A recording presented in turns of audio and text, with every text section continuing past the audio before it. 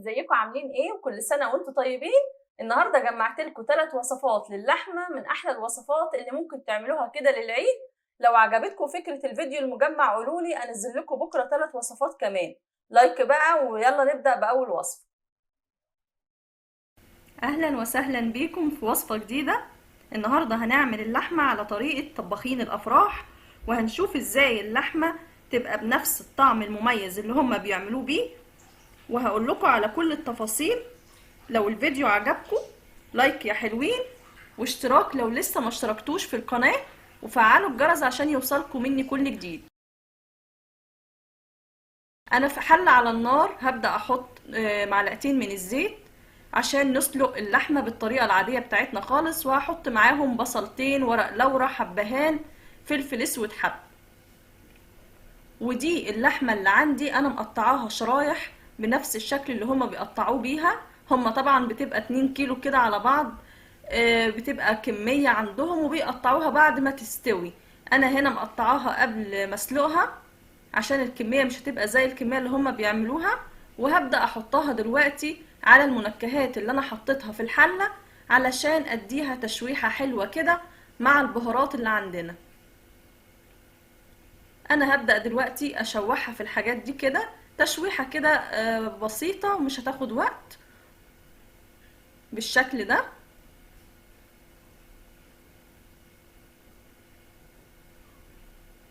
بعد كده طبعا انا مجهزة مية مغلية علشان بعد شوية اضيفها على اللحمة.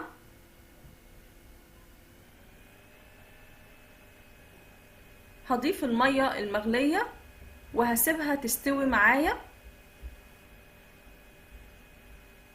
قرب ما هتستوي هظبط الملح بتاعها. اللحمة ما بحطلهاش الملح غير لما بتكون قربت خلاص تستوي. هسيبها كمان 10 دقايق وبعد كده هطفي عليها. ودلوقتي بقى هنعمل الخلطة بتاعتنا. انا في حلة على النار هحط سمنة او زيت، وهنزل عليهم ببصلتين كبار كده متقطعين جوانح، وهديهم تشويحة لوحدها الاول كده. وبعد كده هبدأ اضيف واحدة واحدة الحاجات اللي عندي. معايا جزر مبشور، دول حوالي 3 جزرات، وهديهم برضو تشويحة مع بعض. بعد كده هنزل بالفلفل الرومي،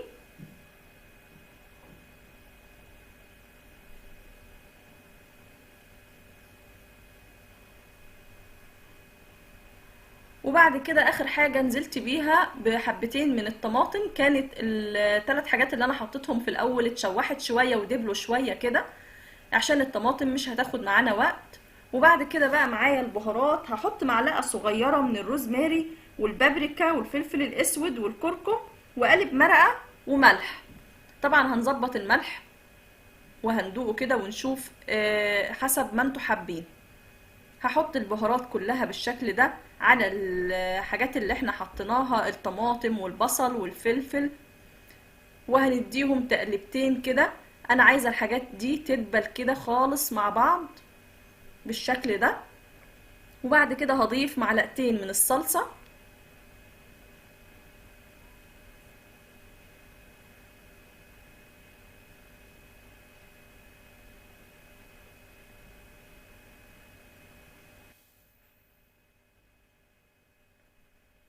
لما دبلوا خالص بالشكل ده هبدأ دلوقتي بضيف مية او شوربة. طبعا انا سلقة اللحمة فعندي شوربة، المفروض ان انا كنت ضفت شوربة بس انا كنت نسيت، فانا هضيف دلوقتي هكمل بالباقي شوربة. حابين تضيفوا مية بس شوربة بس، الاتنين زي ما انا عملت كده اللي انتوا حابينه. هضيف كمية كويسة كده من الشوربة وهغطي عليها وهسيبها تستوي معايا كويس جدا، علشان كده تدي معايا طعم حلو ويبقى الصوص معايا ليه ريحة وطعم مميزين كده وحلوين لما اضيفهم على اللحمة بعد كده. دلوقتي الصوص جاهز معايا. عايزة اقول لكم ريحته حلوة قوي قوي، ما اخدش معايا وقت خالص وحلو وسهل، وهيدي معايا طعم حلو للحمة. هاخد الصوص اللي عندي اللي طلع ده وهبدأ اضيفه على اللحمة. انا وزعتها في صينية بالشكل ده، ودلوقتي هغطيها بورق الفويل وهدخلها الفرن لمدة نص ساعة علشان تاخد كده من طعم الصوص والتوابل اللي احنا حطيناها والفلفل والجزر والبصل وكل الحاجات اللي احنا عملناها دي. وده شكلها بعد ما خرجتها من الفرن. انا قدمتها جنب رز. جربوها وان شاء الله تعجبكم، وقولوا لي رأيكم في الكومنتات. كده فيديو النهاردة يكون خلص، اتمنى يكون عجبكم.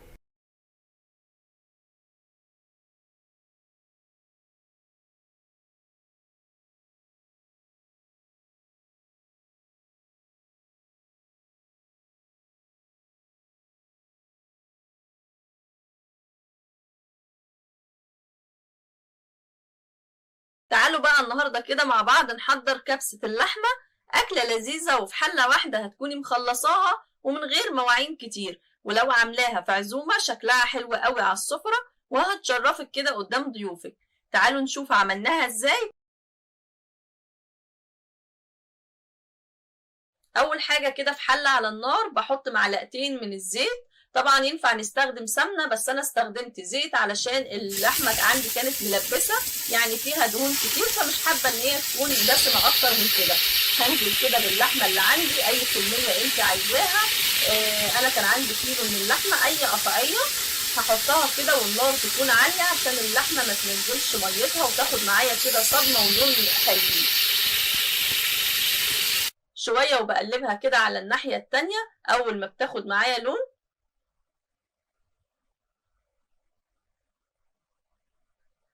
تمام كده، ودلوقتي هحط بقى عليها عودين من القرفة واللومي اللي هو الليمون المجفف وورق لورا وقرنفل وحبهان، وببدأ ان انا اقلبهم بقى في الحاجات دي كلها كده مع بعض عشان يتحمصوا كده معاهم وياخدوا لون حلو كده ويطلعوا ريحتهم. وبعد كده هنزل ببصلاية كبيرة كده مقطعاها قطع صغيرة ونشوحهم مع بعض لحد البصلة كده ما تصفر معايا بالشكل ده. وبعد كده هنزل بمعلقة كده من الثوم المفروم وهنشوحهم كده مع بعض.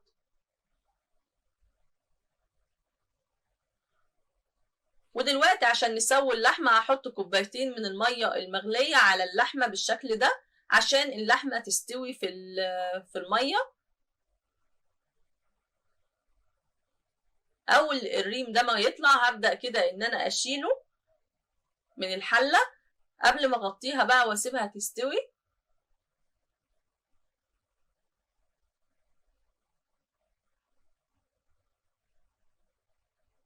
ودلوقتي هغطيها واسيبها بقى تستوي معايا.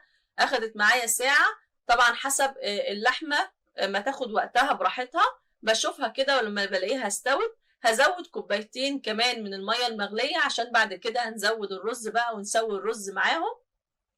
دلوقتي هحط بقى معلقة كده من الكركم، وهحط معلقة من توابل الكبسة، وهحط مكعب كده من المرقة. وبعد كده هضيف الملح بقى وهنظبط الطعم وهقلب كده وهسيبهم مع بعض لحد ما يغلوا قبل ما اضيف طبعا الرز. بعد كده هغسل نص كيلو من الرز البسمتي، طبعا تقدروا تعملوا الكمية اللي انتوا عايزينها، وهضيفها دلوقتي وهديها كده تقليبة. المية بتكون اعلى شوية من الرز المصري، يعني بتكون اكتر شوية من الرز المصري. لو هتعملوا بمعيار بيكون كل كوباية رز بسمتي بتاخد كوباية ونص من المية. انا هنا بالنسبة لي عملت كده بالنظر. هغطيه بقى وهسيبه يستوي بالطريقة العادية خالص زي الرز المصري عادي. اول ما بتشرب ميته بهدي عليه النار كده واسيبه يكمل التسوية بتاعته. كده الرز بتاعي استوى وكله بقى تمام وجاهز ان احنا بقى نقدمه. قدموه بالشكل اللي انتوا حابينه. لو حابين بقى تحطوا معاه اي اضافات او مكسرات بتحطوها. هو بصراحة مش محتاج اي حاجة، ريحة وطعم مفيش بعد كده. ده كان طبق النهاردة، يا رب يكون عجبكم.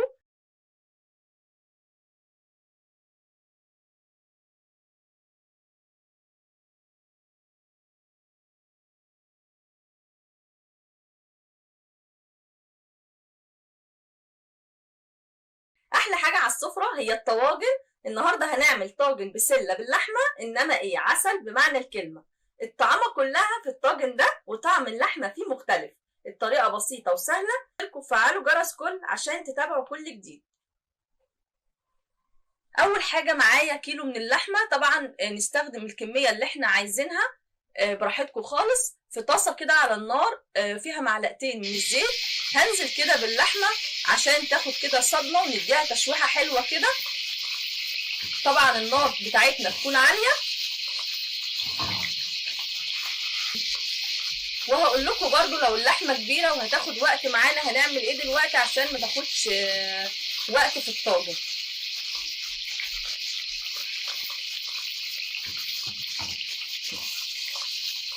هقلبها كده بقى.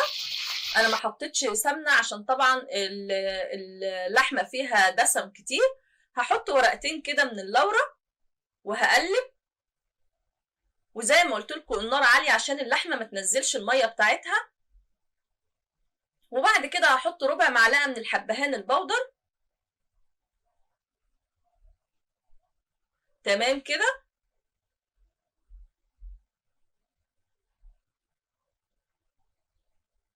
دلوقتي بقى انا مقطعه بصلتين كده كبار، مقطعاهم لقطع صغيره بالشكل ده. هنزل كده بالبصلتين وهشوحهم كده مع اللحمه عشان ياخدوا كده من طعم بعض ويبقى معايا طعم الطاجن حلو قوي.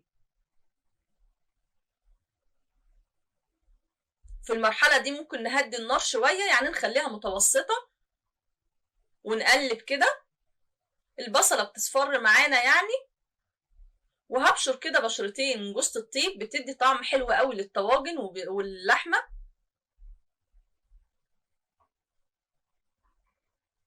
اللحمه بقى لو بتاخد وقت في التسويه مش هينفع ان انا ازود الصلصه على طول. فكل اللي انا بعمله ان انا بسخن ميه، بغلي ميه وهضيف ميه على اللحمه كده عشان اسويها فيها.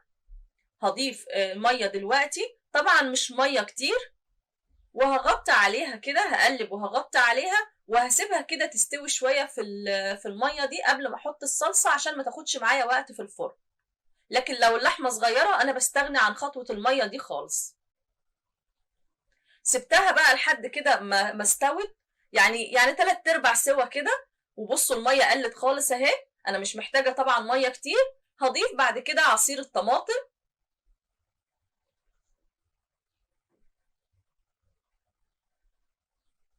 وبما ان اللحمه استوت بقى يعني قربت تستوي، ممكن نضيف دلوقتي الملح. وهضيف الفلفل الاسود. تقدروا تضيفوا اي بهارات او اي حاجه انتوا حابينها، لكن انا طعم اللحمه كده ما بحبوش يبقى فيه حاجات كتير لان هي لوحدها كده حلوه قوي. الاضافات اللي احنا حاطينها دي حلوه، مش محتاجين بهارات كتير. في الطاجن بقى هنحضر البسله والجزر والبطاطس، كميه صغيره كده يعني من البطاطس بتدي معايا طعم حلو قوي. اللي حابب يعملها من غير بطاطس مفيش اي مشكله خالص. كل حاجه ينفع نشيلها او نحطها براحتنا خالص. هقلبهم كده مع بعض. ودلوقتي اللحمه والصلصه اتسبكت كويس قوي وخدوا كده من طعم بعض. هطفي بقى كده وهاخدهم على البسله وهبدا اضيف كده اللحمه. في الوقت ده انا مشغله الفرن. هاخد الطاجن وهدخله الفرن.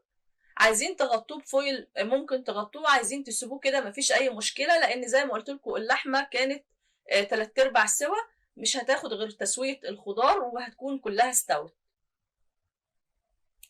ايه رأيكم في الطاجن بتاعنا بعد ما طلع من الفرن؟ قدموه بقى بألف هنا. باي باي.